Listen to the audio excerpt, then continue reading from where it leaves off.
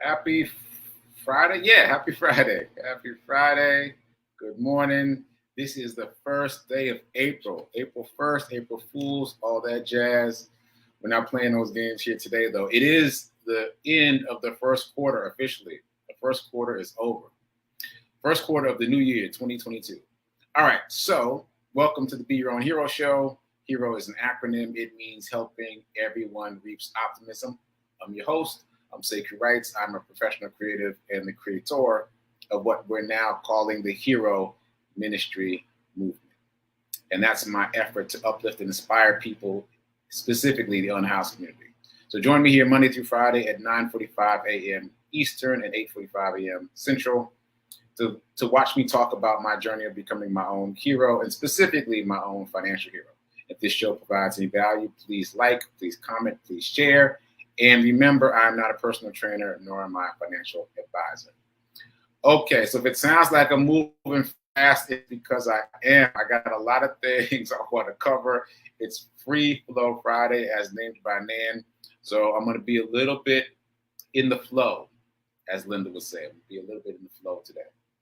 So first of all, shout out to my friend Corby, college roommate, high school friend.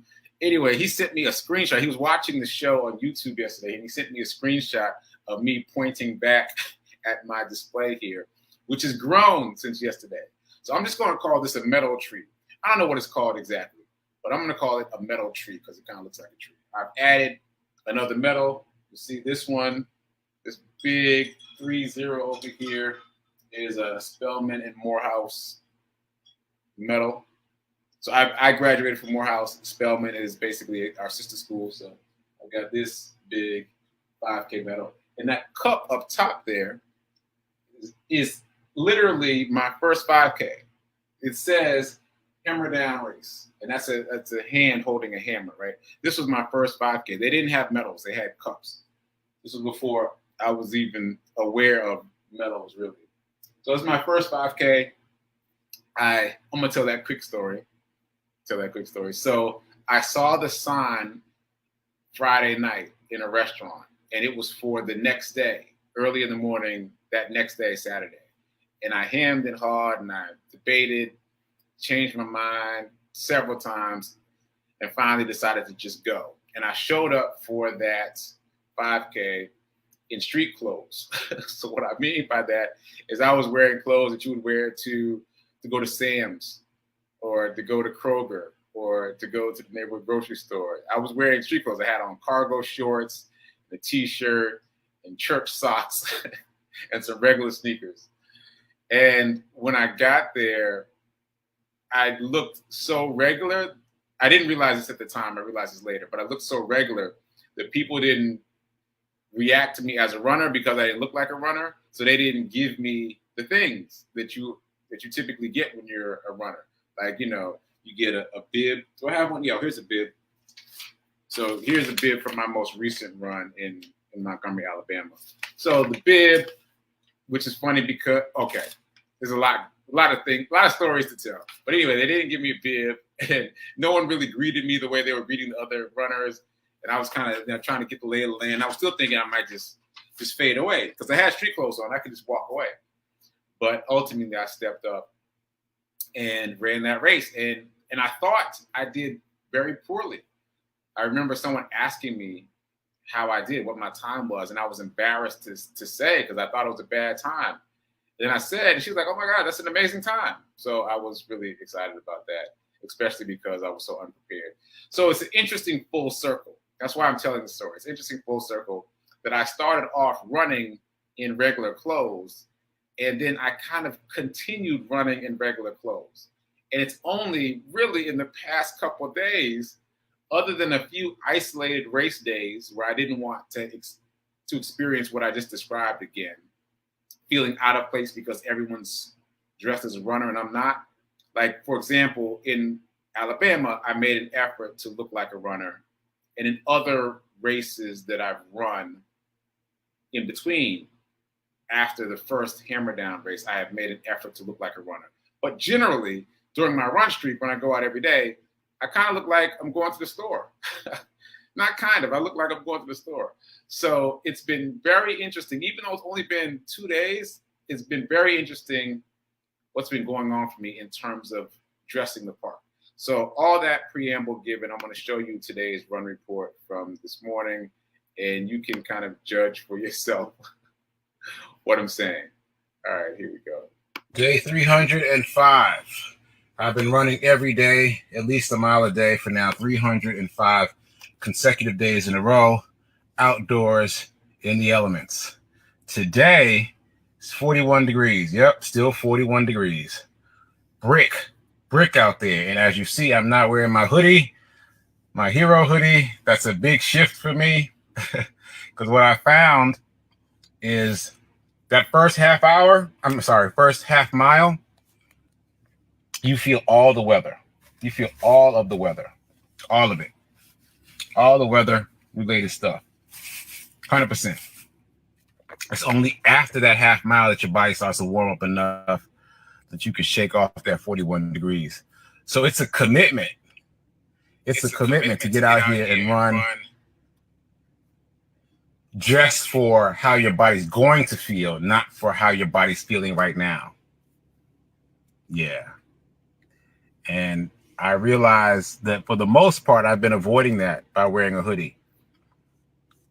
I'm not knocking it, but I'm just saying I realize now that I've been avoiding dressing for the then. I've been dressing for the now. I'm cold now.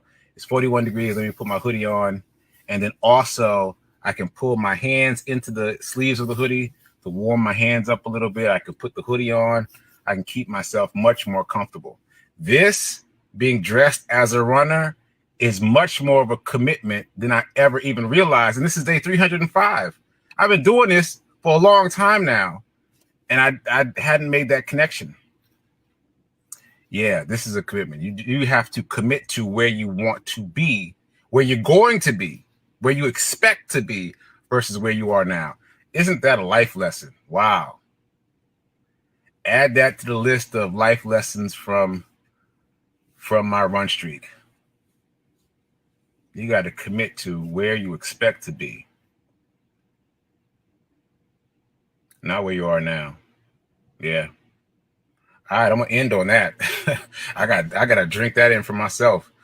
All right, check me out on my show, the Be Your Own Hero Show, Monday through Friday, 9:45 a.m. Eastern, 8:45 a.m. Central, 7:45 a.m. Mountain. And today is Free Flow Friday, so there's no telling what I'm going to say on the show today, but we're definitely going to be talking about wealth, abundance, the stock market, and how you can become your own financial hero. So check me out on Facebook and YouTube in a few minutes. The link is in the bio. Later.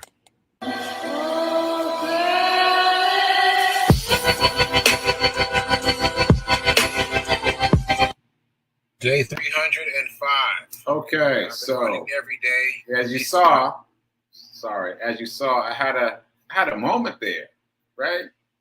I had a moment there, like thinking about being prepared for where you want to be and committing to it, shedding the hoodie in real life terms and committing to, I'm going to do this run. It's going to heat up my body. And so I'm dressing for that future eventuality versus dressing for the now. So I realized that I was doing a little bit of hiding in my run streak. And I'm just realizing that in the 300s of my run streak, like I was hiding in that I could easily just step off of the run and go into a store or get into a car and no one would ever know. Like there was nothing about the way I dressed that identified me as a runner, really. I just looked like I was running errands.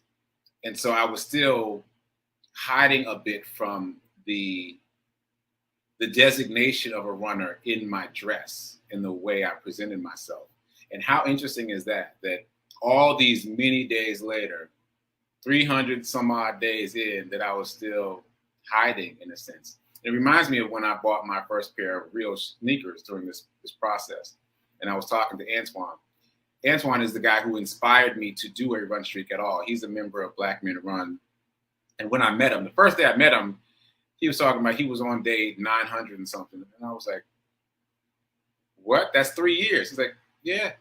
So he inspired me to even attempt a run streak.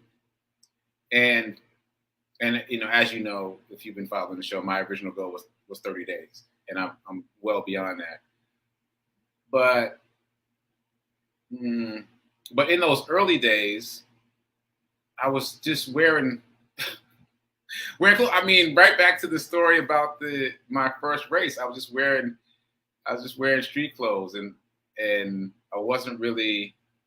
Anyway, so back to the story about the shoes. Sorry. So I was getting the shoes, and I mentioned to Antoine, who was in the store, that I felt official, and the salesman who was selling the shoes was like, he interrupted to say, no, if you've been running for over 200 days in a row, which was close to my number at the time, then you are an official runner. You've been an official runner. You just haven't realized it yet. And even after that, I continued to just get the sneakers, but continue dressing like I was going to the store. So there's something really happening for me over these past couple of days in terms of just owning it, in terms of wearing the clothes that indicate to the world, to anybody that sees me, oh, he's a runner. So anyway, there's something happening with that for me. Also, shout out to all the people in the chat. I see you, Diego. I see you, Gladys. I see you, Tim. Yeah, Tim. Let me put this up on the screen. 3 years. He said 900 days, all casual, but you do the math, like 3, 6, 9. I was like, wait, 3 years? And now, sidebar, but it's Free Flow Friday. Sidebar, I was running with him the other day, and I was very excited because I was on day 299. I was like, yo, man, tomorrow is day 300. He's like, oh, that's amazing. I'm on 1,300. Add 1,000 days to my 300. I was like, okay. Which is another life lesson that I've learned from so many thought leaders. You have to surround yourself with people who are on a trajectory higher than yours, because they will pull you up. So it's amazing to be around people who are doing so much more than what I'm doing, because that pulls me along. He told me he was on day 1,300, and then he introduced me to, he made me aware that someone else that we both know in that room, one of the other runners, is on year 6 of every day, year 6 of a run streak. What? I don't even know how many days that is. So they say in wealth that your income will be $2,000 to $3,000 removed from your circle of 5 people, the 5 people that you're closest to. And so it's very much similar. It's very similar in other areas of aspiration. Like if you are trying to level up, you need to surround yourself with people who are already at a higher level and let them pull you along. So, yeah, that's what's happening for me in terms of the run streak, in terms of Blackman Run, in terms of Fleet Feet Nashville. Shout out to Fleet Feet for the half marathon and marathon training. Like I'm surrounded by people who are doing so much more than what I'm doing that it pulls me along. It makes what I'm doing feel like regular, you know? And so that helps me stay in it. Okay, yet another lesson from this run streak. Okay, so like I said, Free Flow Friday, it's going to be what it's going to be. So I talked about today, the fact that today is day 305. I showed you the run report, which is available on all the social medias. Just a reminder, the run reports go all the way back to, I think, June of 2021. So you can get lots of binge watch content in there. I am fascinated by any of the previous run reports because I don't remember saying any of the things. So I don't even remember what I said this morning. So when I look at the old run reports, I'm like, wow, that's what was going on with me that day. So anyway, if you want to see them all listed, they're all most concisely on TikTok because that's basically the only thing I post on TikTok. But they're all over my social media. So if you feel like binge watching some run reports, check it out. They're only 2 to 3 minutes each. Anyway, that's another sidebar in the flow. Okay, so Hero Ministry Movement news. What else do we have to report? Oh, envelope challenge, actually. Envelope challenge. So I've got some news about the envelope challenge, and I'm not moving along here quickly, so I'm gonna pick up the pace again. So let's roll the dice.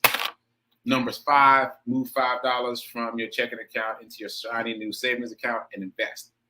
So here's my sidebar here. 2 people this week have told me what they've done with their envelope challenge money. And I need to catch up.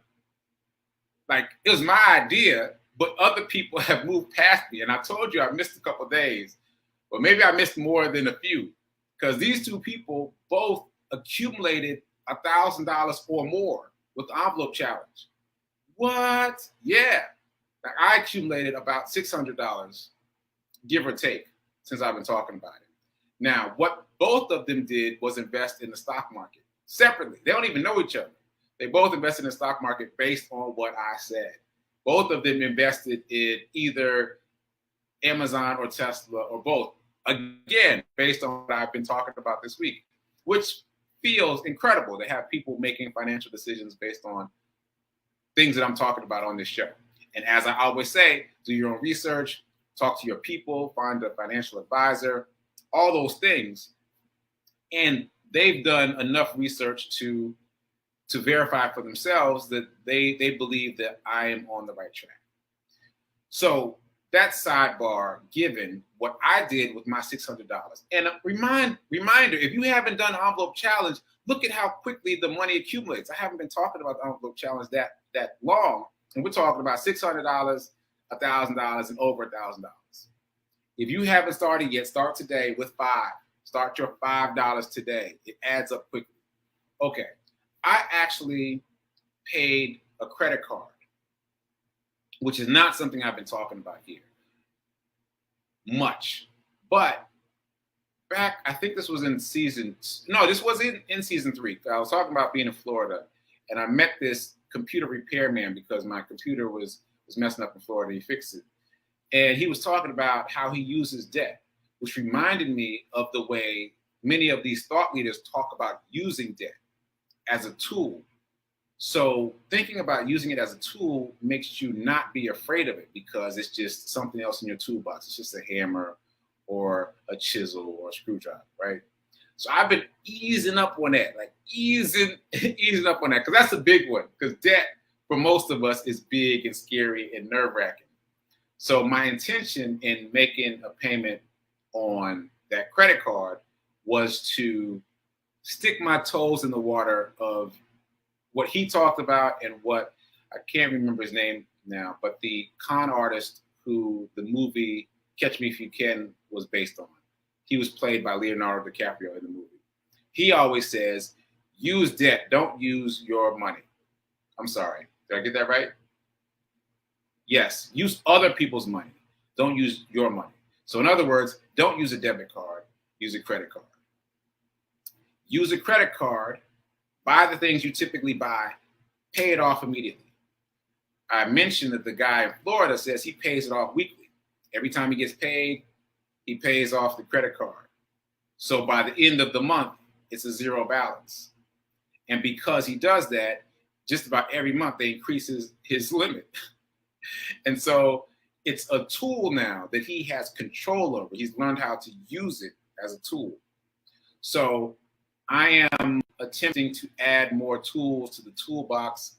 I am fully in understanding that everything that I thought I knew about money is untrue. Like, basically, I have come to the conclusion that the most of us don't know anything about money because we haven't investigated it. We haven't studied it.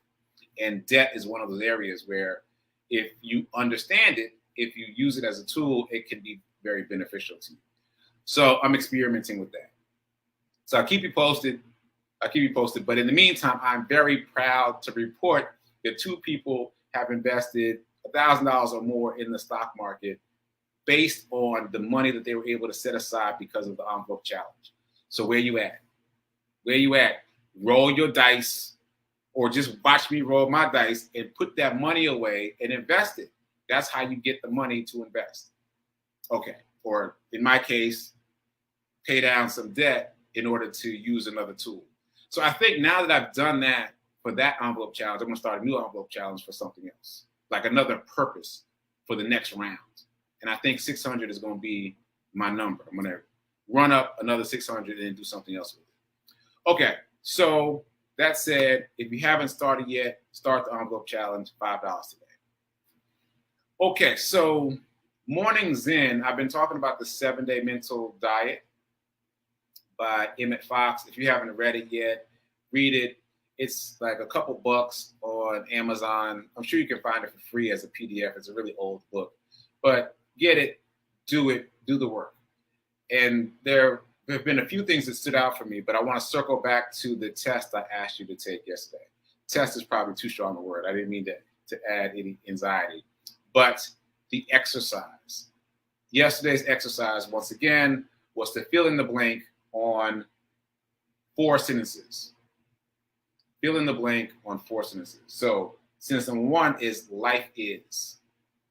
Life is, fill in the blank. Number 2, people are, fill in the blank. People are, fill in the blank. Number 3, I am, fill in the blank. I am, fill in the blank. Those 3 are from the book. I added my own. The 4th one is money is, fill in the blank. Money is, fill in the blank. So the author calls these global generalizations. And these global generalizations basically determine how you experience the world. They determine how you see the world around you. So if you wrote or thought any negative words to complete those sentences, then your task is to flip it. First of all, don't judge yourself. Be gentle with yourself. It's all good. But use that as a baseline for where your subconscious is. Whatever that first word that popped up is what your subconscious really feels about life, people, you, and money. So that's a good barometer of where you are subconsciously, not consciously, but subconsciously, right? So if any of those words were negative, then you have to flip it. And so the exercise in the book is to write 5 positive words. So basically, life is great, life is wonderful, life is meaningful. Like do that 5 times, and then do that for each of, I'm gonna say each of the 4 categories. So 5, 10, 15, 20. So you want to write down life is and fill in positive words 5 times and write it out longhand, like not on your computer, which is what I did. But it's better if you do it on longhand. It's better if you write it longhand. It connects with you better. So life is, write 5 positive words, or write life is 5 times with a positive ending. People are 5 times with a positive ending. I am 5 times with a positive ending, and money is 5 times with a positive ending. So this exercise is important primarily because it puts you in direct contact with what your subconscious feelings are about those 4 things. And that can be surprising because, again, the conscious mind is only 10% of what we do and think and feel. So you're getting in direct contact with that 90%. And if those words that came up surprised you, then you may have some work to do to get to your subconscious mind to shift things. All right. Oh, Fee King is putting in some great sentences. Life is a beautiful journey, for example. That's a good one. Okay, so that's what's happening with the 7-day mental diet. I also want to remind you of something that I really kept with me all week. It was from, I believe, the first day of the 7-day mental diet. Cheerful versus fearful. Cheerful versus fearful. I like it because it's easy to remember, it rhymes, and you can keep it with you all day. And you just have to remind yourself, as I've been reminding myself, to be cheerful versus fearful. And the way I've done it is, if I'm not feeling fearful, but my feeling tone is low, I just ask myself, but are you cheerful? No? Then get cheerful. Like the fact that you're only operating with 2 options forces you to make those buckets of feelings bigger. Like basically, is your feeling tone a positive charge or a negative charge? And if it's a negative charge, move it to a positive charge. No matter what's going on in the world, no matter what's going on in the news, no matter what other people are talking about, you are in control of you and how you react. So move yourself to a positive charge constantly. Because another thing it says in the 7-day mental diet is that you moving yourself to a negative charge becomes a habit, which means it's controlled by the 90% of your mind that's subconscious. It's just a habit to turn towards the negative.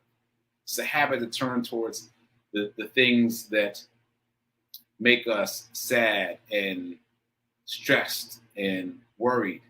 So you have to consciously pull yourself away from that and point yourself at cheerful.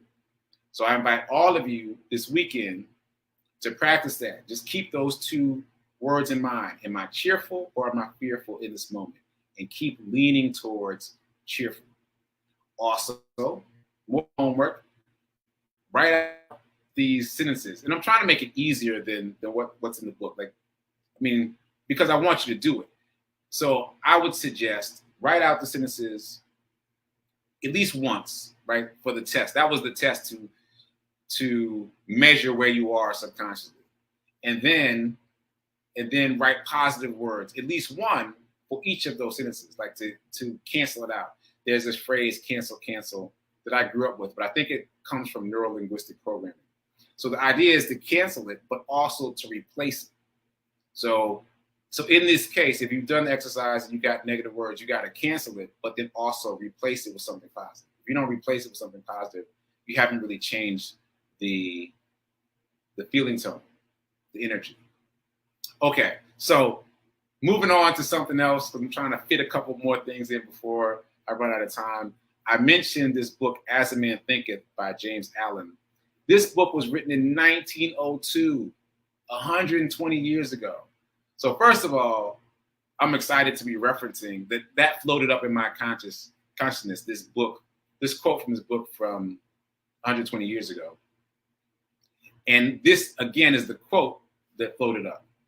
Tempest-tossed souls battle to gain success, but success avoids the unstable. That really resonates with me. You got to be stable, and then you attract wealth, you attract abundance, you attract all the things you want. You don't chase it, you attract it. You don't chase it, you attract it. Okay.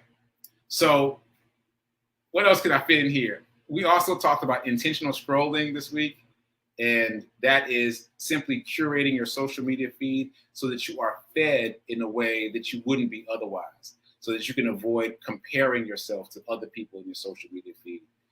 And I mentioned that I do that in a couple different ways, including creating an intentional account where on that account, I only follow thought leaders. I only follow wealth and abundance people. So that when I go there, I'm fed well in terms of wealth and abundance. So I want to talk about that. And I'm running out of time. All right, I guess the last thing I'll mention that we talked about this week is the $50,000 bill that Reverend Mel brought back from Brazil. $50,000 bill that's worth what? Zero. Worth zero. It's worth nothing. That is the effect of hyperinflation. It starts with inflation. And as you know, inflation is just part of the language of United States currency. So don't take it so lightly. Inflation is increasing. And it means that the value of the dollar is falling. The value of the dollar is falling, which means in very specific terms, if you put $1,000 in the bank on January of this year, January of next year, it'll still say $1,000 and you might have gained like a couple cents of interest, but it will only be able to buy, let's say, $800 worth of goods because the value has depreciated, which means you got to put your money in places where they appreciate, where the money works for you. So that means investing. And the place we've been talking about investing the most has been the stock market. We've been talking about index funds and the FANG stocks, which are growth stocks. And so I guess I don't have enough time to recap all of that. but you must invest. And we've learned together that the stock market isn't the big, scary place that it's made out to be. If you know what you're doing, and we're learning what to do, you can and should make a lot of money in the stock market. You can invest for your future and for your future generations.